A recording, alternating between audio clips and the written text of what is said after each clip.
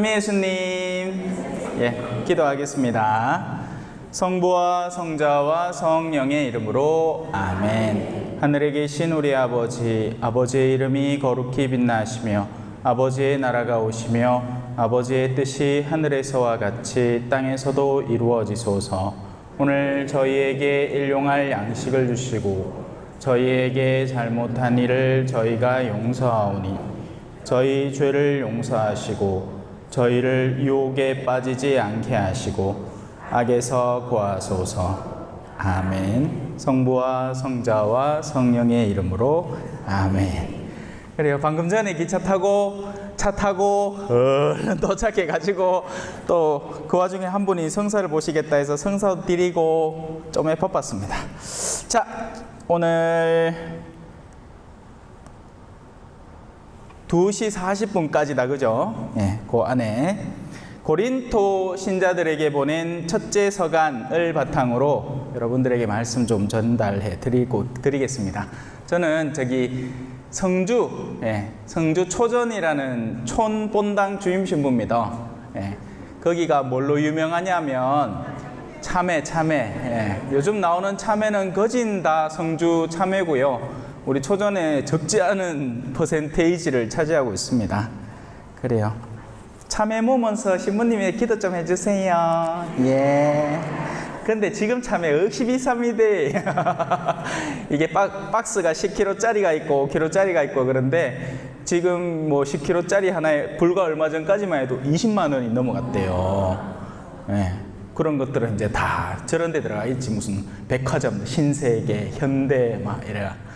여도 좀 사시는 거 아닌가? 본당 분위기 보이기 좀 좋은 것 같은데. 모르겠습니다. 자, 아까 차에 타고 오는데 저한테 신부님은 무슨 색깔이에요? 가봅니다. 갱상도 사있긴 해. 빨간색인 줄 알고. 그래가 저는 흰색입니다. 했습니다. 하느님 색깔이라고. 안 그래도 이 고린토 서간을 쓰게 된 계기 자체가 이 고린토 신자들의 분열 때문에 그래요. 어찌 보면 이제 이들은 지금 우리나라는 정치적인 열성으로 갈라져 있잖아요. 고린토 신자들은 자기 나름의 신앙적 열성이나 그게 인간적으로 발휘되어 버린 영역 속에서 다투고 싸우고 있습니다. 그래서 제가 원래 할 부분은 십자가의 복음이지만 그 직전에 자꾸 분열이 일어나는 것에 대해서 바로 사도가 걱정을 해요. 같은 생각과 같은 뜻으로 하나가 되십시오. 모두 합심해서 여러분 가운데 분열이 일어나지 않게 하십시오. 이건 굉장히 중요한 일입니다.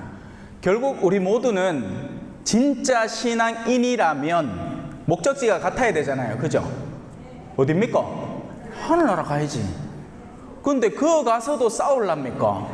아니잖아. 거기는 싸우는 사람이 들어갈 수 있습니까? 없습니까? 없습니다. 그죠?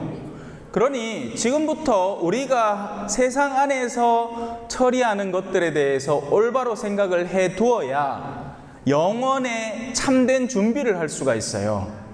근데 이 마귀라는 놈이 얼마나 영리한지 젊을 때는 젊을 때대로 우리의 마음을 산산조각 내놓더니 또 직장을 구하고 일하고 할 때는 돈에 대한 탐욕으로 그렇게 마음을 산산조각 내더니 이제 좀 살만한 게 또 이제 아무것도 아닌 걸 가지고 정말 이건 나한테 중요한 거야. 이거 아니면 우리나라 폭삭 망해. 큰일 나. 하면서 끊임없이 뭐하게 만든다? 화나게 만들죠. 화내는 사람 하늘나라 갈 수 있어요? 없어요? 없어요. 그래서 이 내면을 잘 정돈하고 가실 준비를 해야 됩니다. 여도 연세가 만만치 않구만. 어르신들이 많네. 근데 제가 지금 있는 본당에 이제 주로 사목 대상자들이 어르신이거든요. 지금 제가 있는 본당에는 청년회도 없고 주일학교도 없고 학생이라고는 중1짜리 하나 딱 있고 어르신 중에 제일 젊은 사람이 50대 후반. 제가 제일 젊어요. 그래서 저는 그거 가면 유치부입니다. 유치부. 우리 본당에는 기본 활동 나이대가 60대 중반, 후반 이래요. 그런 상황인데도 제가 보면서 느끼는 게 뭐냐면, 사람이라는 게 겉으로 늙어가지만 내면의 성장은 겉의 늙음과는 큰 차이가 없구나. 그러니까 그게 서로 연계되는 게 아니구나. 사람이 내면의 어떤 경험을 먼저 쌓고 정말 그걸 추구하느냐에 따라서 아주 어려서부터도 원숙함을 가질 수 있는가 하면 나이가 많이 들어도 정말 철딱서니 없이 사는구나 라는 걸 알겠더라고요. 그래서 어르신들 중에서도 정말 신심 있고 내면에 참된 희망을 영혼 속에 품고 계시는 어르신을 보면 그냥 존경스러워요. 뭘 안 해도 겉으로 드러낼 스펙 한 개도 없어. 뭐 무슨 대학 출신도 아니야. 아무것도 없어. 일자 무식하고 심지어는 뭐 고등학교도 제대로 안 나왔을기라. 그런데도 그분이 처신하는 삶의 행적들이 너무나 아름다운 분이 있는가 하면 막 교만해가 내가 뭔데 오늘 여 성당 오기 직전에도 재미난 분 한 분 만났습니다. 성당에서 막 사람이 배회하고 있는 거예요. 그래서 어떻게 오셨어요? 할게네 당장 저한테 뭘 들고 온지 아세요? 파일을 하나 떡 들고 어디마 종이를 하나 떡 꺼내. 뭔고 할게네 선교사 자격증. 근데 나 이 사람 성당에서 한 번도 본 적이 없어. 그게 뭐예요? 스펙의 함정이죠. 뭔가를 쌓아놓으면 그 뒤로는 내가 그 위치에 없더라도 그걸 써먹을 수 있는 게 스펙이라는 겁니다. 근데 우리는 스펙 때문에 누군가를 진짜 존경하지 않습니다. 그 스펙을 쌓기까지의 과정과 노력을 존중하는 거지 그 종이장 자체를 존중하는 게 아니에요. 그래서 짜가들도 많잖아요. 없는데 그것만 만들어내면 돼. 그죠? 그러면 서울대 갈 자격 안 되는데 서울대 출신이 될 수도 있는 거예요. 속이면 되지 뭐. 자, 그래서 그런 것들을 뒤로 물려다 놓고 오늘 여러분들과 함께 나눌 부분은 십자가의 복음이라는 겁니다. 한번 천천히 들어가 보도록 하겠습니다. 고린토전서 1장 18절부터입니다. 혹시나 성경 갖고 있으면 같이 보셔도 돼요. 시작합니다. 멸망할 자들에게는 십자가에 관한 말씀이 어리석은 것이지만 구원을 받을 우리에게는 하느님의 힘입니다. 여기에서 이미 이 바오로 사도의 시선 안에는 방향성이 이미 존재를 하는 겁니다. 그래서 멸망할 자들, 멸망을 향해서 달려가고 있는 이들이 당신 눈에 보이는 거고 또 구원을 향해서 달려가고 있는 이들이 당신 눈에 보입니다. 하지만 하느님은 우리한테 심판하지 말라고 했죠. 맞습니다. 심판하면 안 돼요. 왜? 멸망을 향해 달려가다가도 마음을 바꿀 수는 있잖아요. 반대로 구원을 향해서 열성적으로 달려가다가도 언젠가 쓰러질 수도 있잖아. 그러면 신앙생활 할 필요 없네요, 신부님.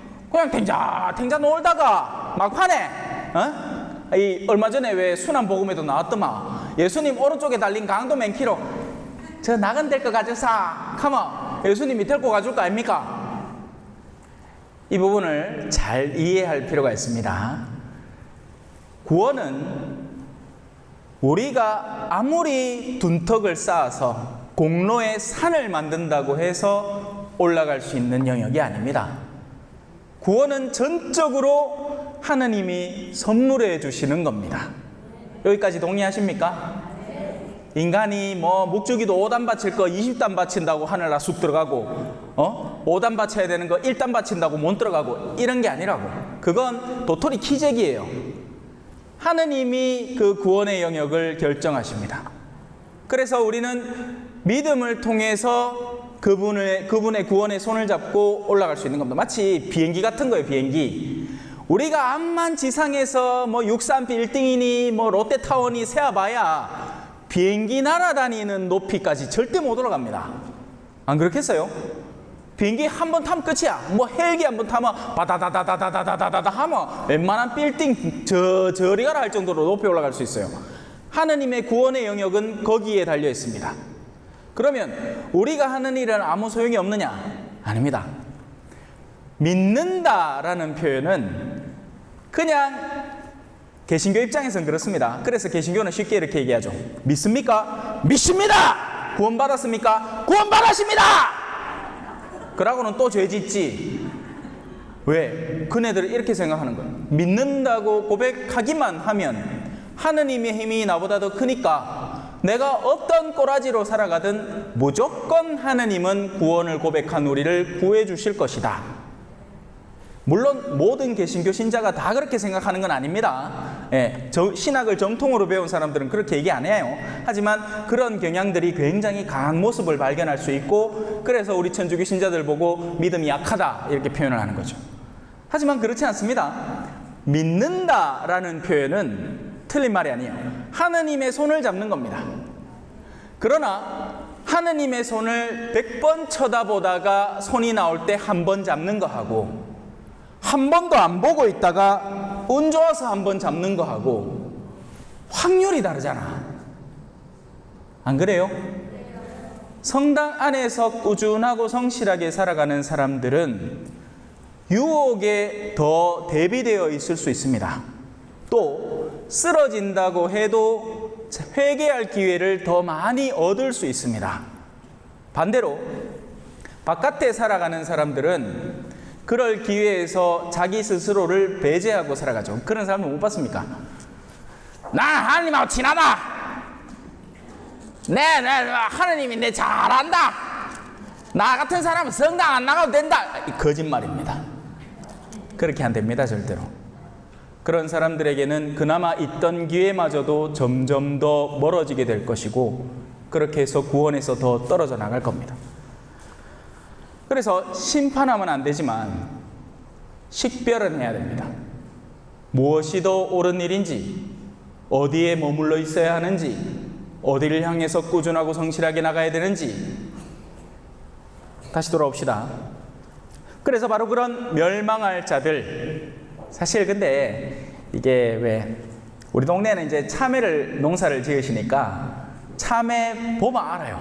이게 살 밭인지 죽을 밭인지, 뭐 꽃가리가 뭐 얼마나 익었는지, 이게 색깔이 어느 정도 돼야 따야 되는지. 그래서 이제 최근 들어 외국인 노동자들이 많이 들어오잖아요. 야들은 뭐 모르거든. 거기에다가 참외밭에 약간 어슴푸레 하마 막 녹색 참외를 노란 줄 알고 뚝 따쁘고, 좀에 더 샛노래져야 따야 되는데 그 전에 따쁘고 해갖고 주인한테 막 쿠사리 먹고 그래요. 죄송합니다. 사투리가 막 나오네요. 그렇게 주인한테 꾸중 듣고 그래요. 내하고는 안 맞다, 표준말이. 자, 그래서 멸망할 자들, 이건 방향성에 관한 문제입니다. 멸망이라는 것은 하느님을 바라보지 않고 살아가는 자들, 이런 자들이 성당 안에도 충분히 있을 수 있습니다. 성당 안에 같이 있다고 모두가 한 방향을 바라보고 있을까요? 그러면 우리는 분열될 일이 없을 겁니다. 하지만 그렇지 않죠. 예를 들어서 신부님이 정말 신심이 좋고 신앙이 투철한 신부님이 본당에 왔어요. 그러면 신심이 투철하고 신앙이 투철하시니까 모든 신자들이 다 그 신부님을 바라보고 뜻을 같이 하고 그렇게 움직일 것 같죠? 아닙니다. 그 중에는 성당 토백이들이 있어. 그 사람들은 새로 들어오는 누구나 자기 뜻을 따르기를 바래요. 자기들이 욕구하는 방향대로 움직여주기를 바래요. 그래서 신부님하고 큰 충돌이 없을 때는 상관이 없는데, 신부님이 본당을 전반적으로 이렇게 바라보시다가 이건 신앙적으로 바뀌어야 되는 부분이 있다 싶어서 그 부분을 건드렸는데, 그 부분이 성당 토백이들의 욕구와 상충되는 부분이 걸렸다. 그때는 성당 뒤집어지는 겁니다. 그런 일들이 적지 않습니다. 또 흔히 일어나는 거, 그죠? 성가대의 지휘자하고 단장하고 둘이 서로 교만해가 싸우기 시작하는 거예요. 자기 단원들 서로 모아가. 그런 일들이 비일비재합니다. 그런 사람들에게 십자가라는 것, 그건 너무나 어리석은 말입니다. 멸망을 향해 달려가는 사람들은 간단해요. 하느님에게서 연이 끊어져 있습니다. 그러면 자, 우리는 하느님이라는 분과 같이 연계되어 있잖아요. 그죠?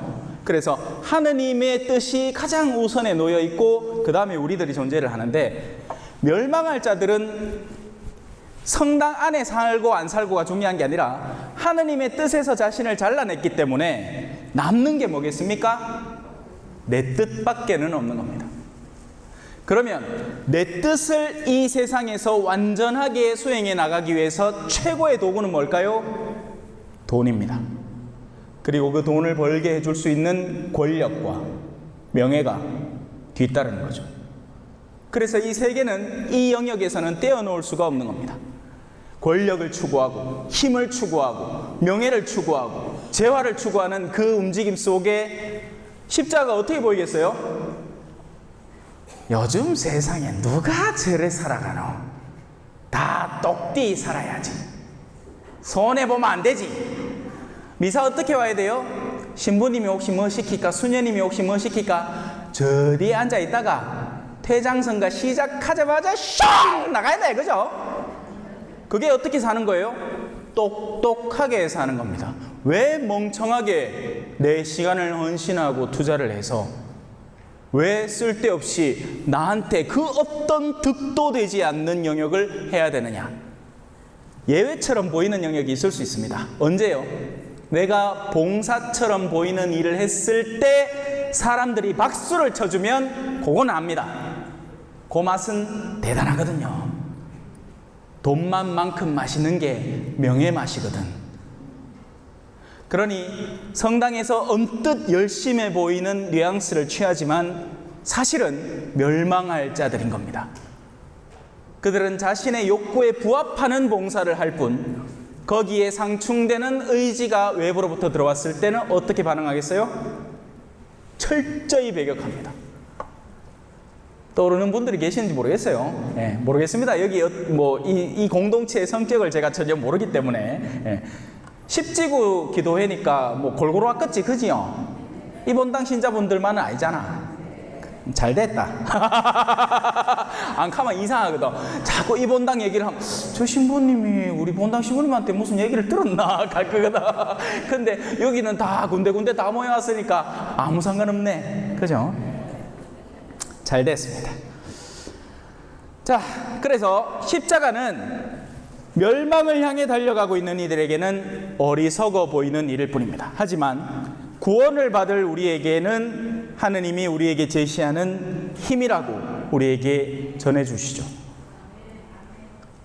사람이 힘을 받을 수 있는 영역은 여러 개가 있잖아요. 실질적으로 막 어르신들이 길 가는 거 힘들 때 옆에 뭘 부축을 해드리거나 하는 것도 힘이지만 내면에 불어넣어지는 것도 힘입니다.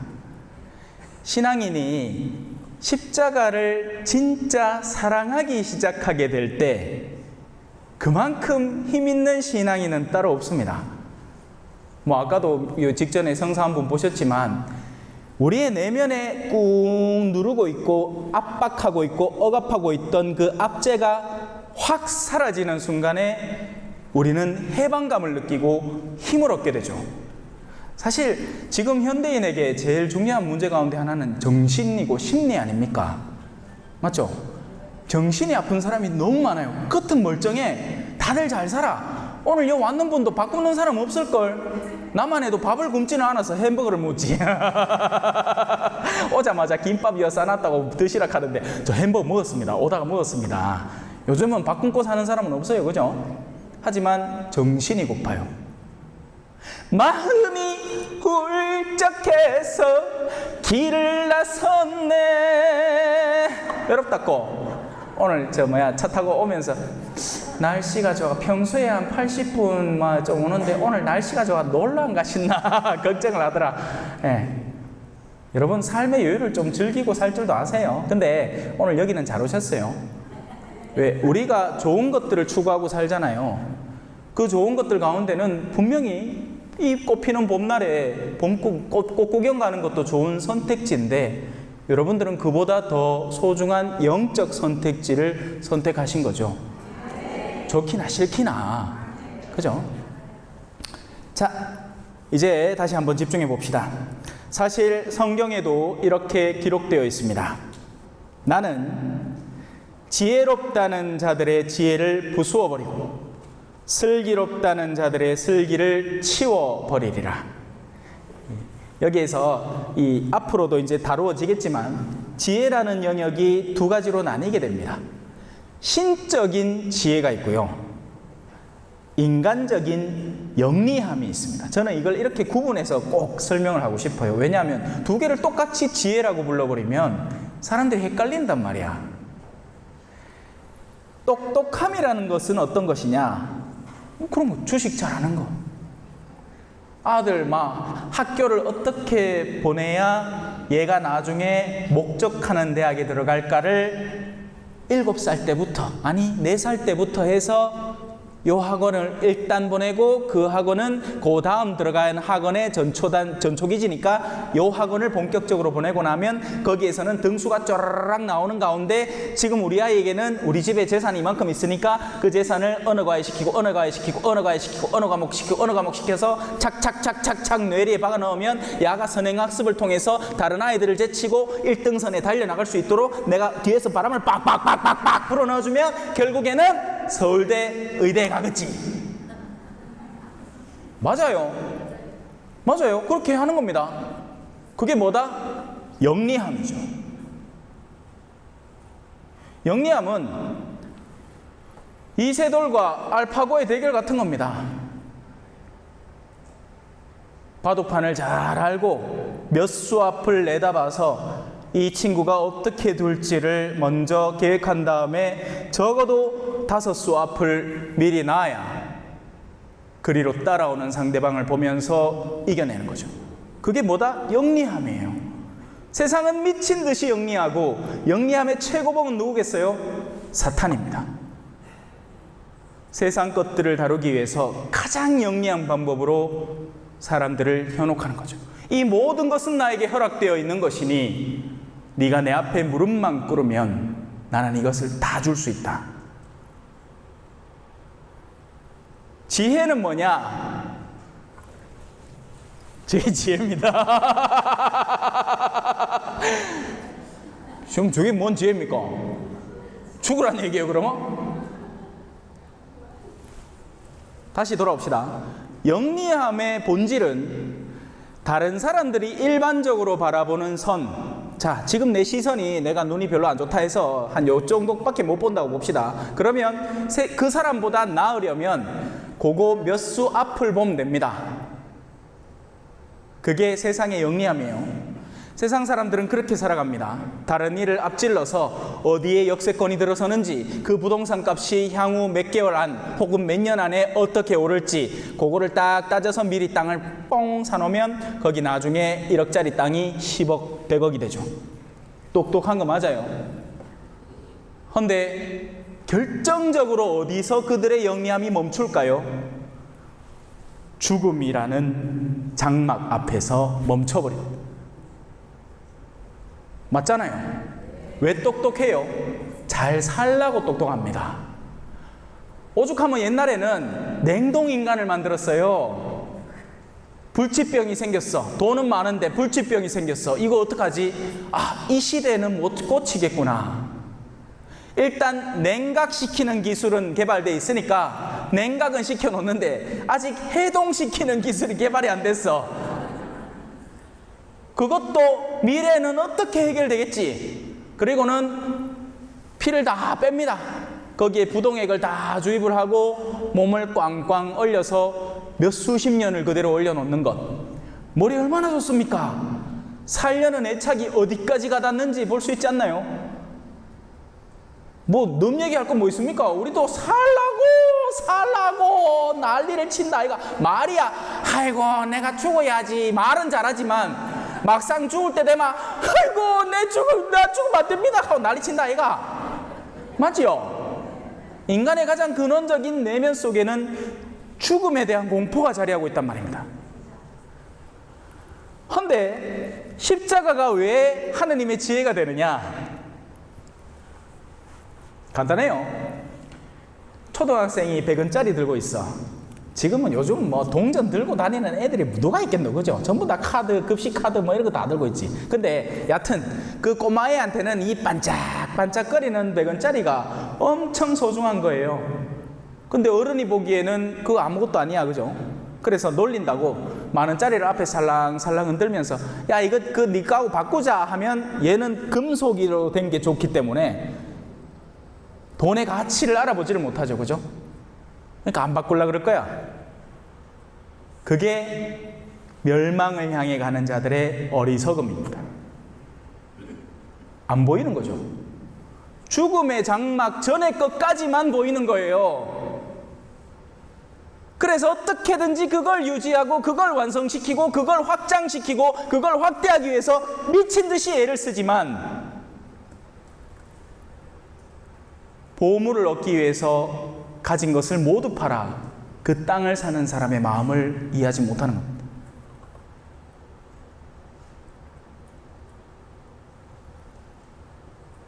그래서 하느님은 그 똑똑하다는 이들, 영리하다는 이들의 지혜를 부수어버리고 슬기롭다는 자들의 슬기를 치워버리기 위해서 일을 하시는데 이렇게 합니다.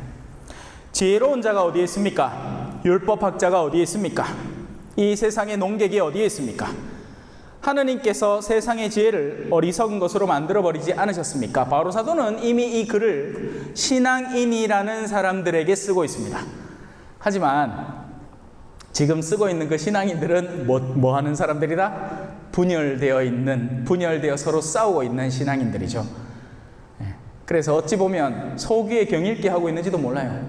자기들끼리 나는 아폴로파요, 나는 바오로 편이다, 나는 그리스도파다 막 이렇게 하고 앉아가 서로 잘났다고 우열다툼을 하고 있는 판에 이런 글이 얼마나 먹힐지는 모르겠으나 그나마 다행히 지금 오늘날의 우리의 시대에 와서 또 우리에게 먹히기도 하니까 한번 천천히 살펴봅시다. 사실 세상은 하느님의 지혜를 보면서도 보잖아요. 우리 지금 보잖아요. 십자가를 보잖아요.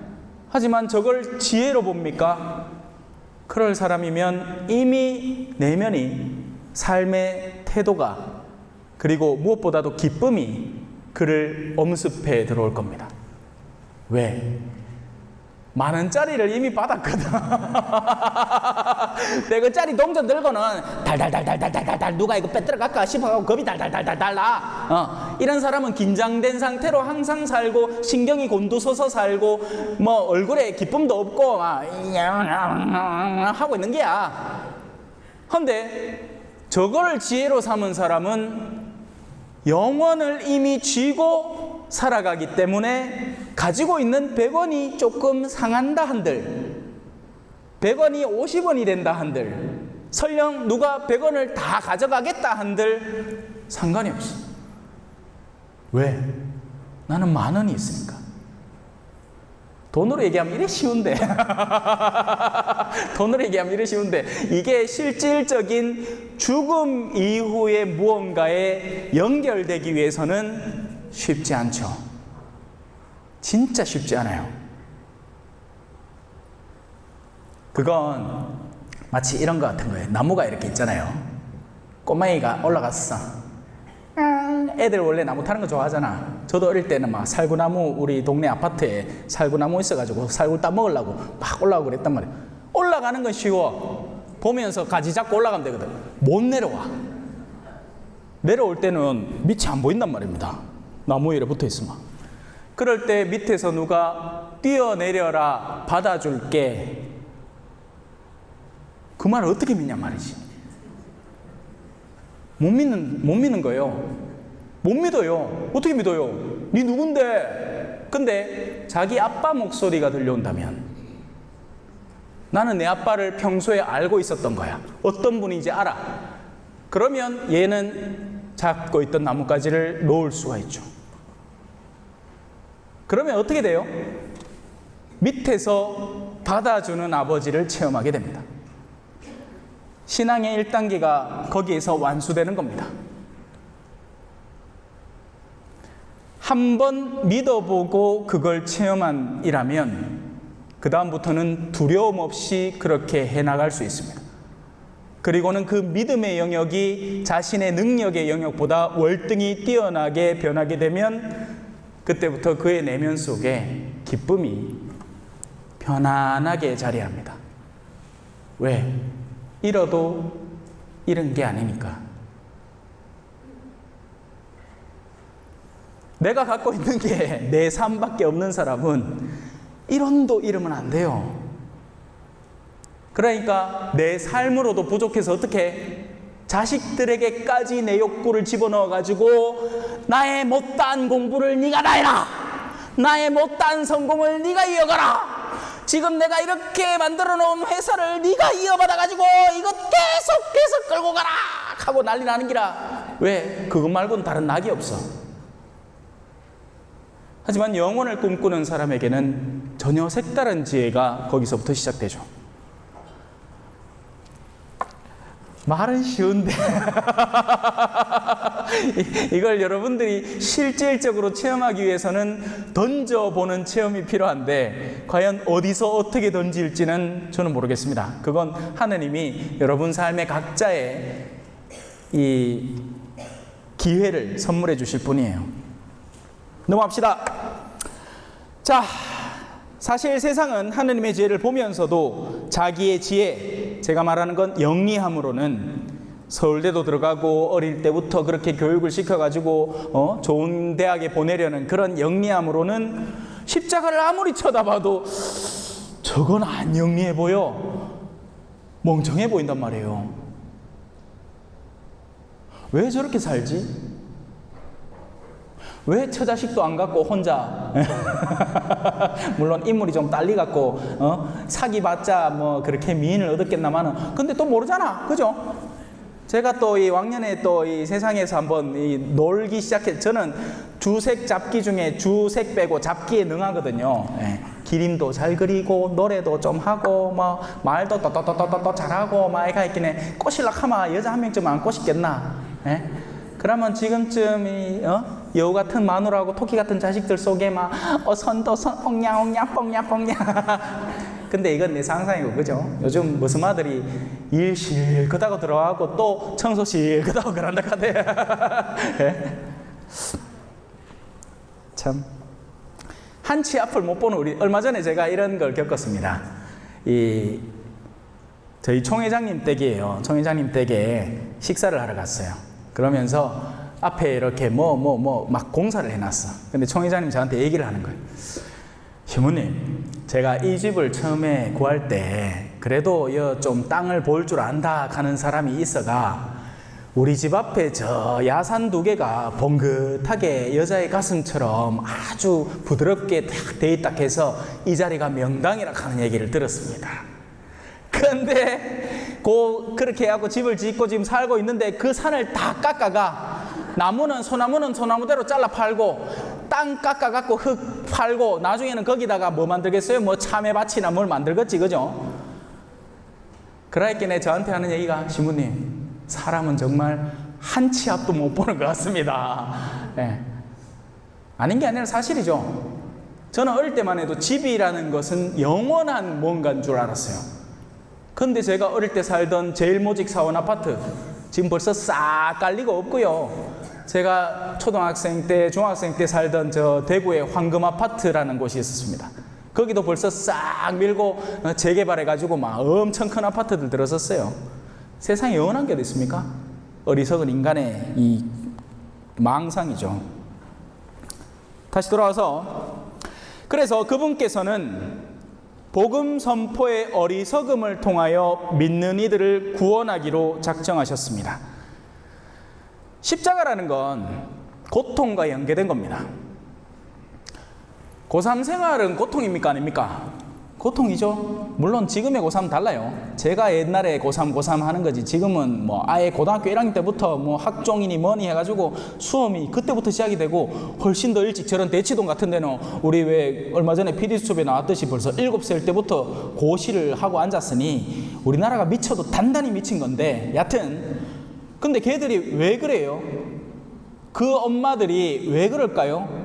그건 고통이 아니라서, 아니죠. 고통이죠. 근데 그 고통은 뭐가 약속되어 있습니까? 성공이라는 게 약속되어 있기 때문에 그 얻게 될 성공에 비하면 견딜 수 있는 고통이 되는 거죠. 고통에는 종류가 여러 가지가 있습니다. 고통은 내가 멍청해서 얻는 고통들이 있습니다. 담배를 피면 어디가 아파? 폐가 아파. 담배 꽉 보면 항상 엄청 심각한 그림들 그려놨어요. 그걸 알면서도 내가 선택해서 피우는 겁니다. 왜? 아직은 덜 아프니까. 이제 아플 때 되면 후회하겠지. 그죠?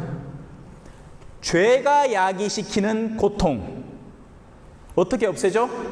죄를 끊으면 고통이 사라집니다.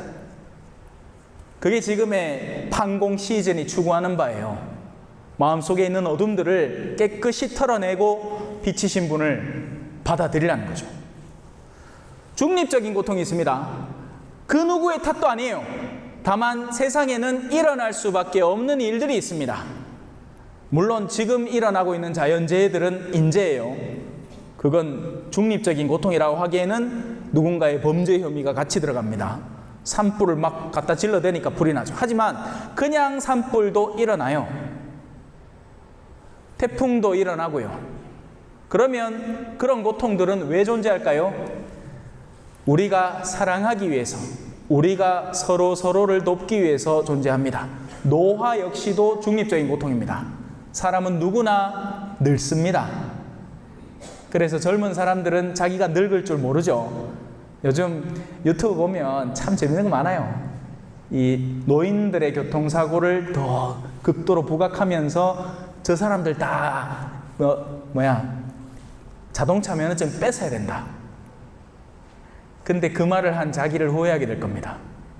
나중에는 자기도 그게 필요해질 시기가 올 거거든. 참 사람들 어리석죠.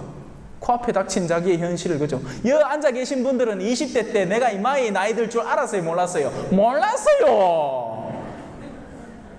저 고리고름 말아지고서 누구를 기다리나 낭낭 18세 헤이! 그거 하고 앉았지. 그때 누가 내가 어느새 이래 지으려고 하면 손이 덜덜덜 떨리고 산에 올라가려고 하면 무릎이 시리고 막 그거 할 줄 누가 알았겠노. 예. 그땐 천지를 모르고 살았지. 자, 세 번째 고통이 십자가의 고통입니다. 십자가의 고통은 나를 희생함으로써 누군가를 살리는 고통. 이 영역만이 십자가의 고통이에요. 착각하면 안 됩니다. 사람들이 아이고 허리야, 아이고 허리야, 아이고 주님 왜 나한테 이런 십자가를. 그건 네가 원래 겪어야 되는 기다. 그거는 네 십자가 아니다. 그거는 네 아이라 다른 누구라도 네 나이 때 되면 다 겪는 기다. 아이고 내가 돈을 버는데 왜 이리 힘듭니까 하느님 아버지. 와 나한테 이런 십자가. 야 욕심부리라. 굳이 안 벌어도 되잖아. 실컷 버리겠다고 진을 빼고 거기서 네가 고생하고 실컷 돈 버려갖고 나중에는 몸베리 따고 그거 갖다 돈 갖다 바치면서 또 마음 쓰고. 네 뭐하는 짓이고 지금. 차라리 욕심을 덜 냈으면 네가 네 삶에 들어오는 것에 만족할 줄 알고 너에게 허락된 것을 즐기고 살았으면 딱히 그렇게 신경 안 쓰고 살아도 됐을걸. 우리는 뭐든지 다 십자가라 해서요. 아닙니다. 십자가인 게 있고 십자가 아닌 게 대다수입니다. 그럼 십자가는 뭐냐? 내가 굳이 겪지 않아도 될 고통이에요. 그리고 누가 야기시키는 것도 아니에요. 하지만 나를 헌신함을 통해서 누군가가 빛을 얻을 수 있고 살아날 수 있다면 그게 십자가가 되는 겁니다. 우리더러 십자가를 지라는 말이 아니에요. 우리는 십자가 근처도 못 갑니다. 우리 손톱에 가시만 박혀도 아파 죽으려고 하는데 뭐. 하지만 누군가를 살리기 위한 고통은 반드시 필요한 영역입니다. 여기 거진 어머님들 아닙니까? 그죠? 요즘 제가 관찰하고 있는 현실은 그래요. 어머님들 나이 때는 신앙이 그래도 나름 재밌었고 보람찼고 젊을 때 성당에서 열심히 활동도 했고 그리고 그게 쭉 이어와서 지금은 삶의 습관처럼 남아서 신앙생활을 하고 있어요. 근데 자식들 때가 어때? 거짓 냉담해요. 자, 여러분들의 십자가는 뭡니까? 얘들아, 나는 너희에게 가정이라는 성소를 줬다. 그건 거룩한 부르심이다. 신부나 수녀만 성소 받는 거 아니다. 착각하지 마라. 너희도 성소를 받았다. 너희가 해내야 하는 과업을 너희는 안고 살아가는 것이다. 그게 어디겠느냐? 가정 내 복음 선포입니다. 지금 부모님들 자식들한테 신앙 이야기 겁나서 못할걸요. 벌써 해봤거든. 하면 할수록 아유 어머니 저 이제 그만해서 내 바빠 죽겠는 거 안 보이나 뭐. 그죠? 근데 그게 다 사실은 핑계입니다. 신앙은 영원을 꿈꾸는 이들이 자기의 일상을 헌신하고 포기해서 그걸 쥐거머쥐고 살아가는 사람으로 변모되어가는 과정이기 때문에, 근데 누군가가 그 영역을 알려주지 않으면, 계속해서 일깨워주지 않으면 사람은 당연히 동물 수준으로 살아갑니다. 자기 보금자리를 안정화시키고 먹이를 미리 비축해두고, 이건 개미나 벌이나 곰이나 다 하는 짓거리라고요.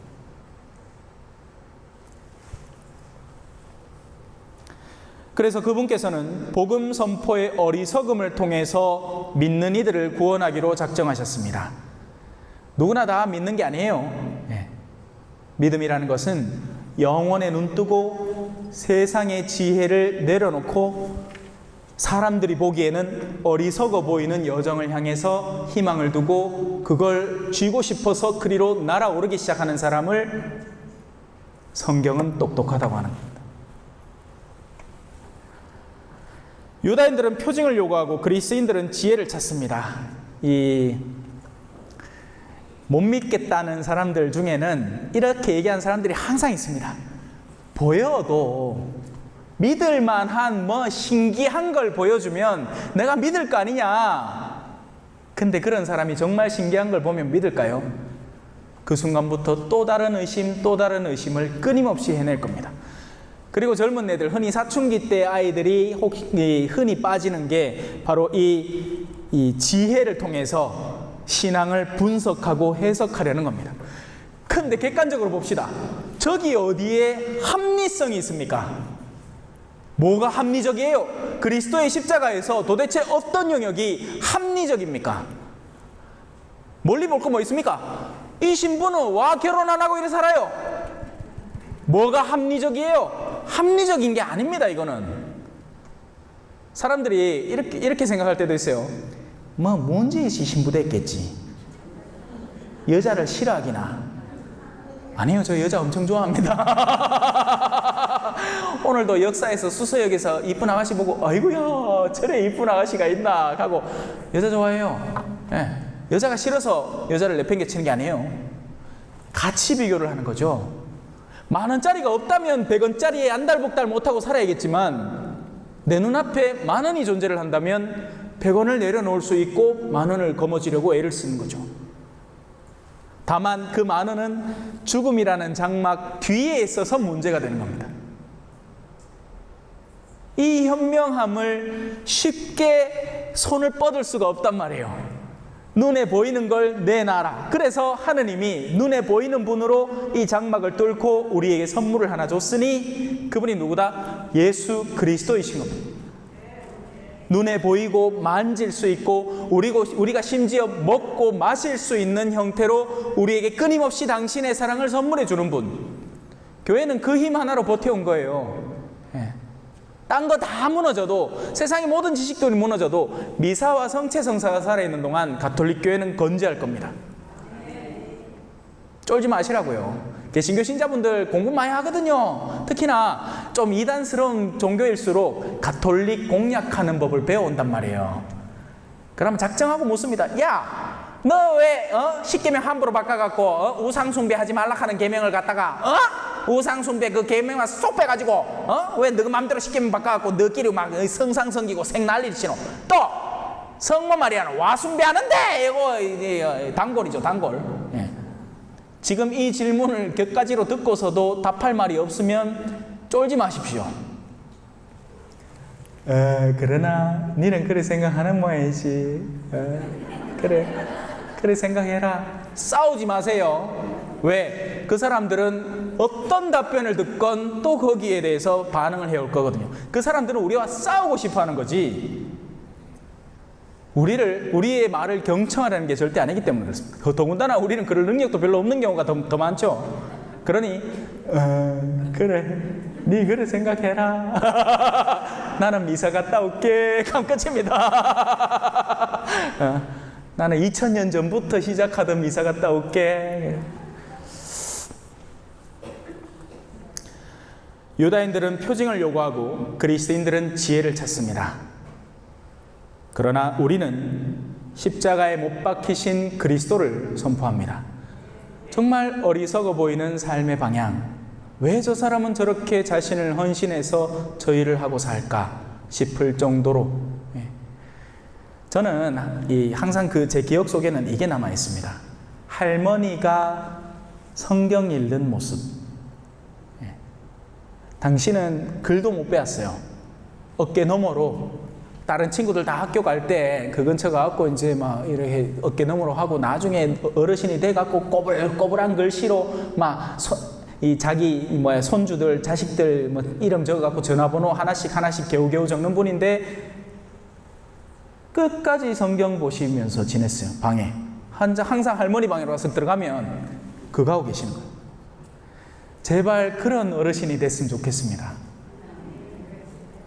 그냥 손주들 막 내 돈 많다고 연금 받는다고 막 돈으로 갖다 처덕처덕 쳐발라가지고 그 손주 나를 언젠가는 이렇게 잘해줬으니까 사랑하겠지. 그 아들이 어디 할머니 사랑할 것 같습니까? 할머니 주머니를 사랑하지.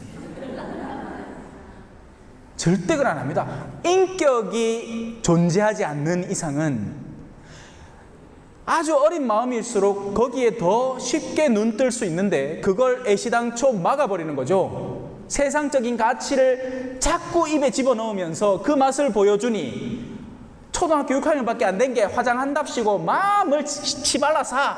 그런데 할머니가 그거 보고 이쁘다 가있길래 지는 더 좋아가지고 더 치발라. 마음이 이뻐야지 여자지, 얼굴이 이뻐야지 여자냐, 이런 노래 있잖아요. 그죠? 제발 지혜로운 어르신들, 신앙 안에서 살아가는 어르신들이 됐으면 좋겠습니다. 그리고 그 지혜와 선의 영향력을 주변에 펼쳐 보이는 어르신이 되었으면 좋겠어요. 그게 우리의 지혜로움이니까요. 다른 사람들은 어리석다 할 겁니다. 야, 손주 마음 사로잡는 법, 며느리 마음 사로잡는 법 간단하다. 저 유모차 300만 원짜리 한번 사줘봐라. 그 다음부터 명절에 절하러 온다. 근데 과연 그게 지혜로움일까요? 아닙니다. 걔들은 우리보다 몇 배는 더 똑똑한데요. 돈 되는 동안 섬기는 신용을 할 뿐이죠. 절대로 섬기지 않습니다. 인격적으로 섬길 만한 분이면 우러나와서 섬기죠.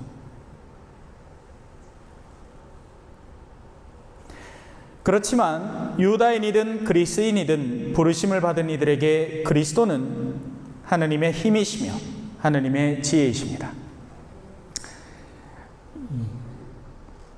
세상에 힘센 사람들 많죠. 근데 쫄지 않았으면 좋겠습니다. 세상에 난다 긴다 하는 사람들은 그런 사람일수록 그리스도인을 너무 싫어합니다. 우리 동네는 옛날부터, 아까도 오면서 질문을 하셨지만 우리 동네 색깔은 빨간색입니다.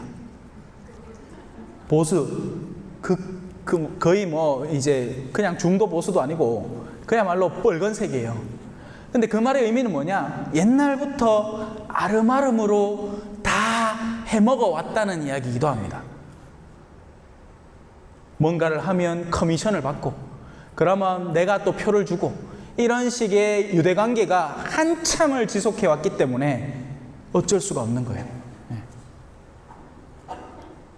근데 그게 힘이 아닙니다. 근데 그런 가운데 만약에 그리스도인이 한 명 온다 쳐봅시다. 어떤 일이 벌어질 것 같습니까? 그날로부터 그 사람은 배척당하고 외톨이로 살아가야 됩니다. 왜? 뇌물이 안 먹히거든. 저 사람은 그냥 바른대로 일을 처리하겠대. 근데 지금 이 일은 바른대로 처리해서는 안 돼. 내 논에 물을 갖다 대라 하마 원래 공평하게 나눠져서 맨 나중에 들어와야 될 물을 지금 나는 살짝 돈 좀 모여가지고 여 먼저 끌어당기겠다 이 말인데, 그거를 이해를 못 해주는 기야. 이해를 못하는 게 아니죠. 이해를 하는데 안 하겠다는 거지. 그렇게 살면 눈총 받습니다. 그래서 예수님은 우리에게 얘기했죠. 너희는 내 이름 때문에 모든 사람에게 미움을 받을 것이다. 근데 이건 그렇게 살아본 사람이라야 이해하는 부분입니다. 어디가 줄 섰는데 내 좀 봐주면 안 되나 싶은 마음을 우리 안에 갖고 있으면 그 마음 절대 이해 못합니다. 하느님의 어리석음이 사람보다 더 지혜롭고 하느님의 약함이 사람보다 더 강하기 때문입니다. 하느님에게는 재미있는 영역이 하나 있죠. 영원이라는 겁니다. 이게 얼마나 웃긴 거냐면 하잖아요. 우리가 아웅다웅 하면 살잖아요. 맨 나중에 누가 이길까요? 하느님이 이깁니다. 와, 우리 하는 거 10년만 지나도 기억에서 가물가물하고 20년만 지나고 100년이 지나잖아요. 기억해주는 사람이 거의 없다시피 하고 1000년 지나잖아요. 아무도 모릅니다. 1000년도 당신 눈에는 지나간 어제 같고 마치 한 토막 밤과도 비슷하나이다. 주여 당신만은 영원히